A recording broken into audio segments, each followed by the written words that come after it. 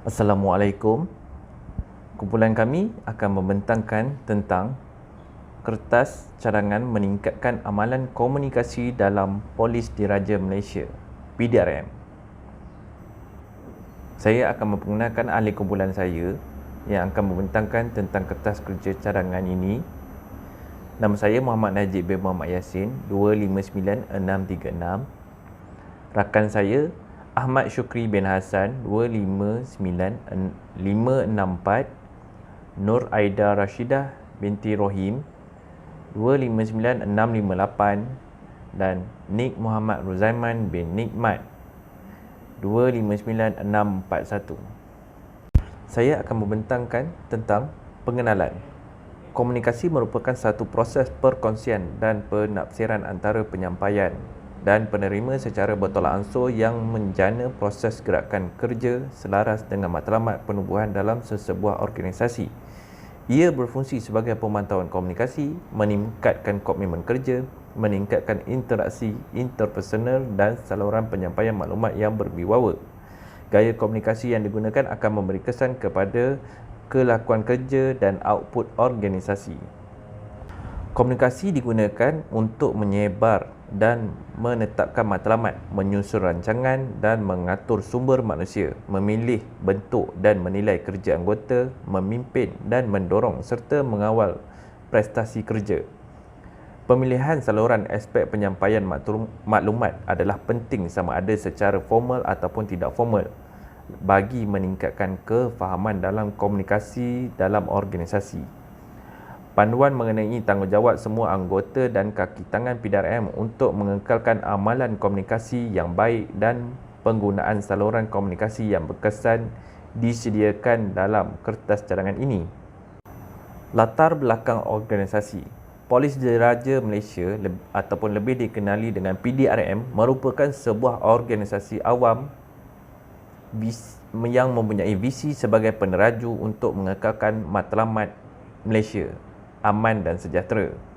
Ibu Pejabat Polis Daerah Kuala Terengganu terletak di Jalan Sultan Omar, poskod 20918 Kuala Terengganu. PDRM amat komited menerusi transformasi sistem penyampaian yang lebih berinovasi bagi meningkatkan perkhidmatan, memenuhi ekspektasi dan melangkaui kehendak ahli, etnik, berkepentingan dan pelanggan. Objektif PDRM adalah meningkatkan kecekapan dan keberkesanan dalam menyampaikan perkhidmatan, melaksanakan total policing yang melibatkan penyertaan masyarakat dan meningkatkan kecekapan pengumpulan risikan keselamatan serta meningkatkan penguatkuasaan undang-undang, ketenteraman awam dan kesejahteraan negara. Hala tuju yang ditekan dalam PDRM adalah menekankan kepada struktur, sistem bekerja dan prosedur perolehan peralatan dengan menggunakan komputer dan teknologi maklumat serta kaedah pengurusan terkini. Saya sambung berkaitan dengan permasalahan komunikasi. Dalam tugasan ini terdapat 8 permasalahan komunikasi di mana yang pertama adalah struktur jaringan komunikasi yang ekstrim, yang kedua pengkhususan dan ego pengetahuan, yang ketiga kepentingan komunikasi yang berbeza, yang keempat adalah status dan hierarki jawatan, yang kelima risiko limpahan dan lebihan maklumat, yang keenam persepsi atau tanggapan terhadap mesej yang bercanggah, yang ketujuh adalah kefahaman semantik yang tidak selaras, dan yang terakhir sekali adalah situasi emosi yang tidak stabil. Seterusnya kita pergi kepada objektif. Di sini terdapat 5 objektif. Yang pertama adalah memastikan semua anggota dan kaki tangan menerima maklumat dengan betul dan memainkan peranan untuk menyokong misi, visi dan matlamat organisasi.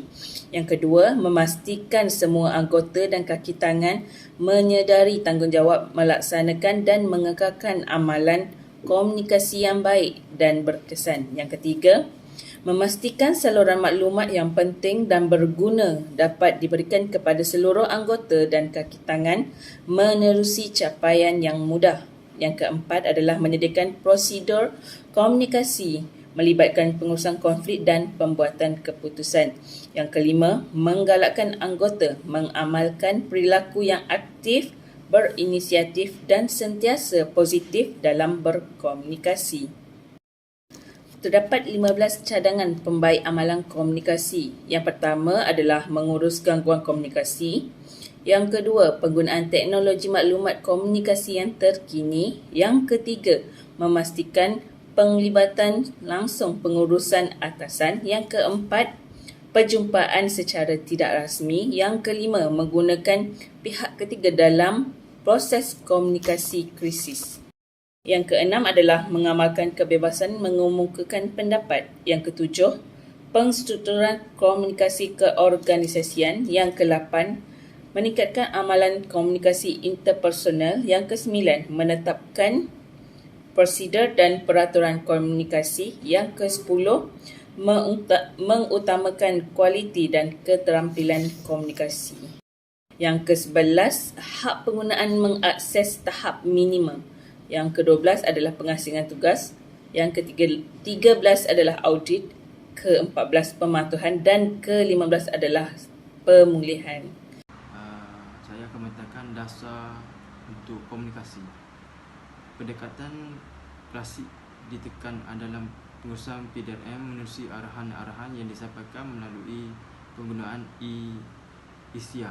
Secara formal adalah wajib dipatuhi oleh semua anggota PDRM. Gaya komunikasi yang berstruktur digunakan pakai dalam urusan PDRM iaitu menggunakan komunikasi secara bertulis atau secara lisan bagi memantap perintah yang perlu dilaksanakan, penjadualan tugas dan pekerjaan serta struktur organisasi. Yang ketiga, penyulitan data dalam teknologi terkini digunakan untuk melindungi data yang dikemukakan dan pematuhan standard keselamatan yang ketat bagi menghalang capai maklumat yang tidak dibenarkan. Penggunaan teknologi keselamatan bagi menyimpan dan melindungi semua strong elektronik dan data peribadi. Dasar untuk komunikasi. Komunikasi lisan merupakan perbualan yang biasa bertindak balas dengan pantang terhadap mesej yang disampaikan seperti mengangguk kepala tanda bersetuju, menyapuk untuk membuat penjelasan atau ulasan. Lisan perbuatan berlaku antara anggota dengan pihak atasan menerusi ucapan dalam taklimat, pembentangan laporan daripada ketua bahagian ke ketua jabatan, mesyuarat antara ketua anggota kepada polis, ketua bahagian, ketua jabatan serta menerusi perbualan telefon berlaku antara anggota ketua bahagian dan jabatan. Dasar untuk komunikasi.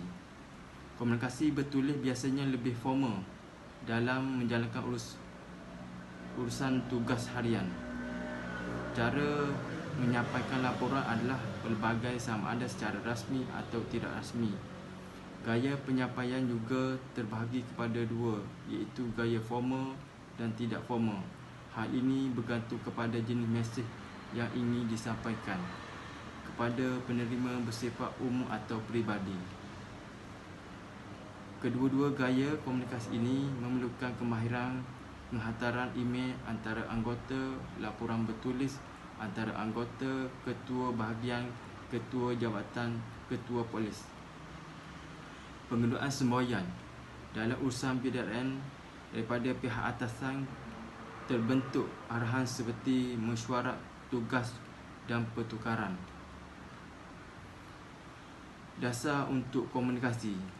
Terdapat 3 aliran maklumat komunikasi yang diamalkan oleh PDRM, iaitu dari atas ke bawah, dari bawah ke atas dan mendatar.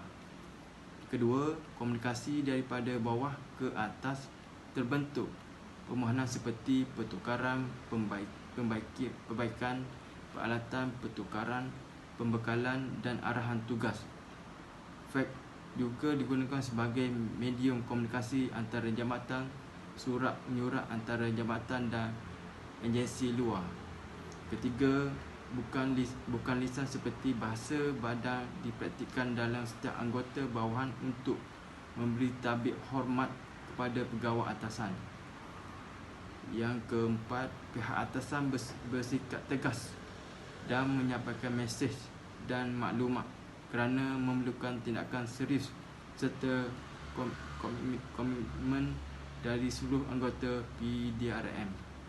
Saya akan membentangkan prosedur komunikasi melibatkan pengurusan konflik dan membuat keputusan. Yang pertama adalah bekerjasama dengan kelompok yang mahu bekerjasama dan pelibatan seimbang. Yang kedua adalah memberi tumpuan kepada aplikasi komunikasi teknologi maklumat. Yang ketiga adalah menyebarkan maklumat yang positif. Yang keempat, menyeragamkan perubahan keputusan. Yang kelima, mengawal aliran maklumat. Yang keenam, mengasingkan fakta daripada maklumat. Yang ketujuh, mengasingkan orang daripada masalah. Yang kelapan, galakan komunikasi untuk responsif. Yang kesembilan, memudahkan penggunaan bahasa dan pemilihan kata. Kemudian proses dan alat khusus yang digunakan untuk berkomunikasi antara jabatan adalah, yang pertama adalah pemantauan komunikasi. Yang kedua, meningkatkan komitmen di antara anggota. Yang ketiga, meningkatkan interaksi interpersonal. Dan yang keempat, saluran pencapaian maklumat yang berwibawa. Kemudian proses dan alat khusus yang digunakan untuk berkomunikasi antara jabatan melalui saluran pertama, iaitu kaedah komunikasi yang digunakan oleh semua anggota adalah menerusi komputer, internet dan aplikasi WhatsApp.